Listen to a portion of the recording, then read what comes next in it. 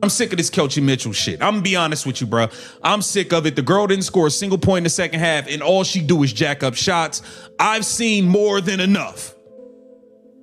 Passing the ball to Caitlin Clark, not passing the ball to no damn body. She wouldn't even throw the ball to her own shadow because she's so scared of it leaving her hands. She thinks she's going to go into cardiac arrest if the ball leaves her hand and it's not her shooting. We gotta get, but somebody gotta go. Either Kelsey Mitchell and Stephanie White need to. Nobody expected what happened next, not after the game, not after that rough loss, and definitely not after what unfolded on the court. While fans were stuck debating the Fever's loss to the Atlanta Dream, a different story ended up grabbing all the attention. It had nothing to do with the scoreboard. At first, it just felt like another rough night, another loss the Fever wanted to forget. But then clips started making the rounds online. Fans began slowing down the footage, re-watching every possession, picking apart every reaction and conversation on the court. Pretty quickly, the conversation stopped being about basketball and turned into pure frustration. It became a debate about team chemistry, with one question Fever fans just can't stop asking: what's actually going wrong when expectations are this high? Every loss feels huge, every mistake gets blown up, and every look on someone's face gets analyzed, especially when Clark's involved. That's exactly why things blew up online after the Dream game.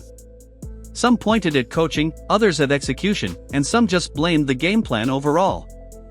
But no matter where people started, they all landed in the same spot: this team is simply too talented to be struggling like this. Fans kept saying it over and over: too talented, too experienced, too dangerous on offense. And yet, somehow, the results just weren't lining up. That's where things really started getting interesting. In fact, they had words at one point today during this game. Venom caught it during the game. Phenomenal job. Let's just check this out. Go subscribe to Venom Reacts, folks. Phenomenal job all season long getting to the paint. Of course. Stephanie White, Caitlin Of course. Clark, They're having words right there. Caitlin she ain't trying to hear none of that, man. Look at her shaking her head. Figured you could handle the free throws. I got him. Thanks. Like show stuff. Really sticky though. Even on your birthday, you pissing her off. This is just bad, man. This is just bad.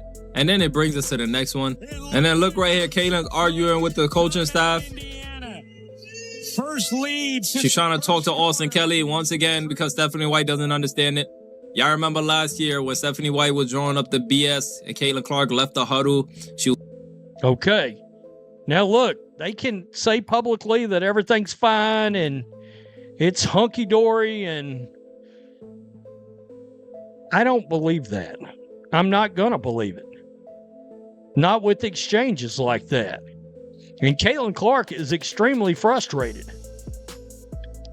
And we'll get to the fans because holy crap. The backlash after this loss, I don't know if this is a wake-up call for everybody or what. I literally just read an article from Robin Lundberg, and he was... Because one name kept popping up over and over in the comments: Sophie Cunningham. Not because she stirred up any real drama or made headlines herself, but fans zeroed in on her subtle reactions, her body language, her energy, and those small, easy-to-miss moments most people would normally scroll past. According to fans, those tiny details ended up becoming the biggest story of the night. Cue the clips, the screenshots, the back-and-forth arguments, and endless opinions. Once that conversation took off, there was no shutting it down. Some fans pointed fingers at the coaching staff, others jumped to defend them. Some questioned the play calling, others insisted it was simply an off night for the team. Nobody agreed, but everyone was watching closely. That's what made this whole thing different. It wasn't a simple situation where people picked a side right away.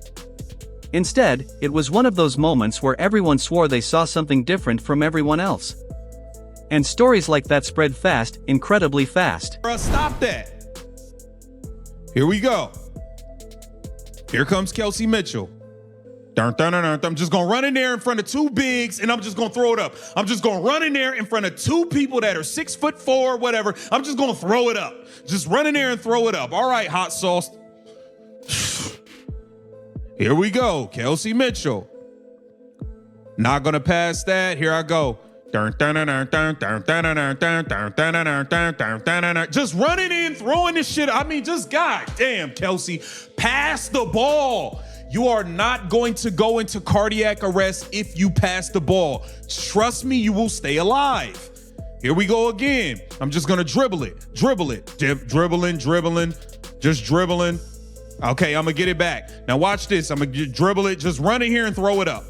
Just running in, throwing it up. Just...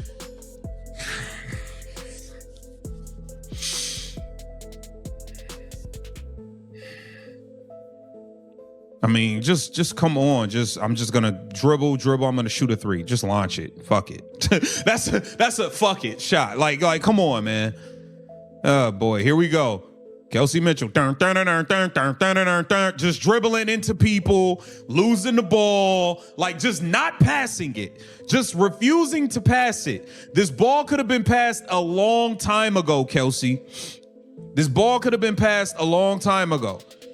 1, 2, 3, 4, 5. Like, just pass the ball. You could have given up the ball already.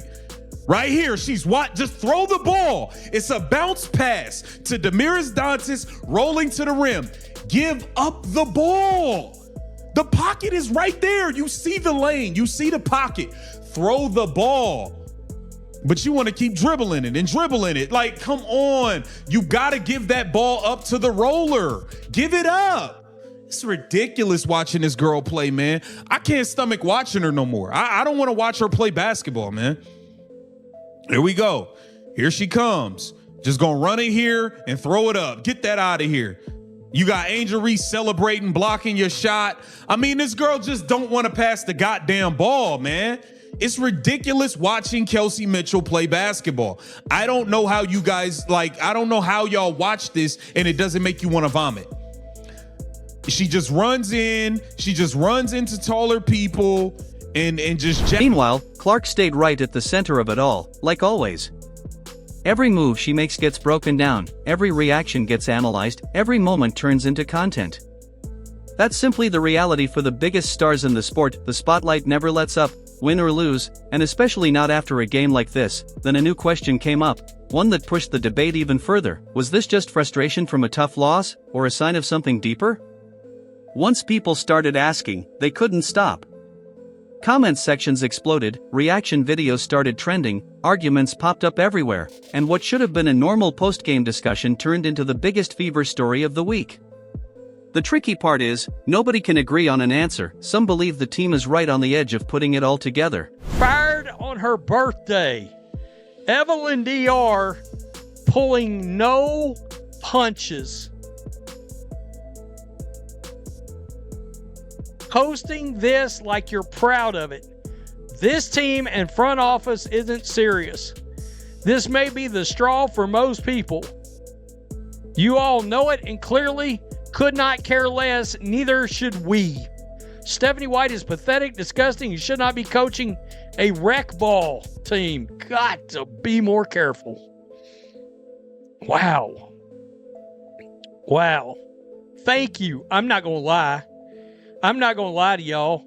When that came out earlier, by the way, she got destroyed on this thing. When that came out earlier, when I first saw it, I was like, all I see is that, and that's the first thing I thought about. Thank you. Not everyone should be coming back. Fire the entire coaching staff. They are the worst. Stephanie White's supposed to be a defensive coach, as is this entire staff. What a clown show. Worthless fever front office. Seriously, why are we not making trades? Mo is a bust. Timpson just isn't developing. That's on the coach. Raven gets a pass being a rookie, but she's going to be a career backup. Lexi Hall's an offensive liability. Real. I mean, somewhere Rudy is completely vindicated on Lexi Hall at this point. I'm not watching anymore. This team has no direction. Ooh-wee. That's, man, scathing. Naz Hillman makes only $40K more than Billings. Everyone should be fired. Let's just look. Let's just go. Others say real changes still need to happen. Some point to execution, others point to coaching strategy. But on one thing, everyone agrees, the Indiana Fever are easily the most fascinating team in sports right now. Every game brings a new storyline, every storyline sparks a new debate, and somehow every debate ends up growing bigger than the actual game itself. So here's the real question, did people read way too much into a few fleeting moments, or did they genuinely spot something worth paying attention to? That's the debate taking over Fever Nation right now, and based on the reaction online, this conversation is far from over.